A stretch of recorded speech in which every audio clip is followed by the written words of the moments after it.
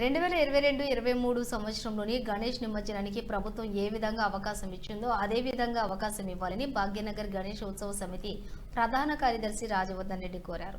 తామంతా కాలుష్య కారకాలకు వ్యతిరేకమని ఆయన తెలిపారు. కానీ ప్రజల్లోకి తీసుకెళ్లేందుకు కొంత సమయం పడుతుందన్నారు. విగ్రహాలు తయారు చేసే వారికి కూడా ప్రభుత్వం చేయూత అందించాలని కోరారు.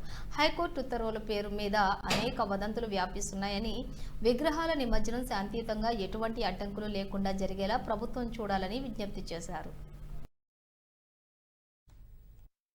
మట్టి కాకుండా ఇతరత్రా తయారీ చేస్తే బాగుంటుందని మేము దాన్ని కూడా ఎడ్యుకేట్ చేస్తూ వస్తున్నాం. ఆ రకమైనటువంటి ఒక స్టాండ్ తోటే మేము కూడా పొల్యూషన్కు వ్యతిరేకంగానే ఉన్నాం. ఈ సంవత్సరం కూడా గత 2 సంవత్సరాలుగా 2022లో 2023లో ప్రభుత్వం ఏ రకంగానైతే నిమజ్జనానికి అనుమతి ఇచ్చిందో అదే విధమైనటువంటి ఒక నిమజ్జనం ఈ సంవత్సరం కూడా జరుపుకోవడానికి భక్తులకు అవకాశం ఇవ్వాలి.